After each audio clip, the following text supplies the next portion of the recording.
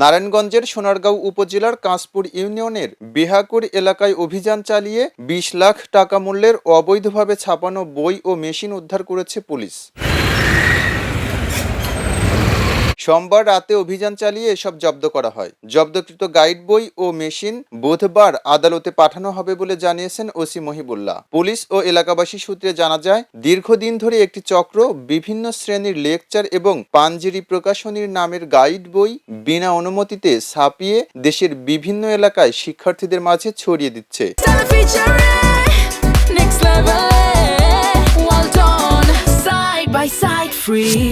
এতে সরকার বিপুল পরিমাণ রাজস্ব হারাচ্ছে। নকল একটি ছাপাখানা এখানে আছে। ওই ছাপাখানায় বিভিন্ন কোম্পানির ব্র্যান্ডের কোম্পানির নাম দিয়ে বই ছাপিয়ে বিভিন্ন জায়গায় বাজারজাত করে, তাতে ওই কোম্পানির ক্ষতিগ্রস্ত হয় এবং সাধারণ ছাত্রছাত্রীরা, কোমলমতি ছাত্রছাত্রীরাও নকল বই পড়ে ক্ষতিগ্রস্ত হয়।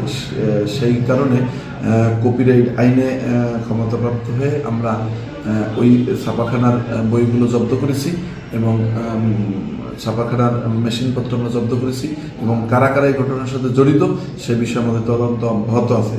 গোপন সংবাদের ভিত্তিতে সোমবার রাত 11টায় সোনারগাঁও থানা পুলিশের একটি দল ওই এলাকায় অভিযান পরিচালনা করে। এ সময় অবৈধভাবে ছাপা হওয়া 4056 পিস গাইড বই, 200 বান্ডিল লুজ বই ও একটি পেপার কাটিং মেশিন, একটি টাইপিং মেশিন, একটি বান্ডিল মেশিন জব্দ করে থানায় নিয়ে আসে। খবরের কাগজ, নিখাত, নির্ভীক, নিরপেক্ষ।